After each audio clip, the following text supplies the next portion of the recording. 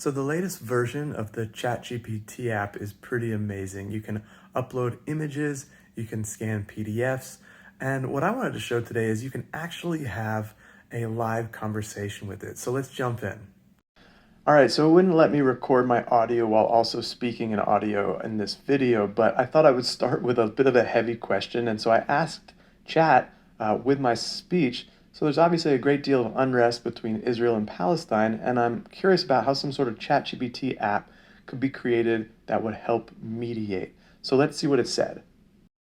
All right, so it said, creating a ChatGPT app to help mediate between Israel and Palestine would involve some sophisticated technology and cultural understanding. The app could potentially serve as a platform for dialogue where it could help translate between Hebrew and Arabic and provide neutral ground for discussion. It might also include educational resources about the history and perspective of both sides, as well as conflict resolution tools to help users work through disagreements. For this to be effective, it would need to be designed with inputs from experts in conflict resolution, regional politics, language, and culture.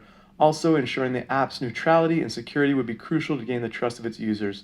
Do you think technology can play a role in such complex social issues?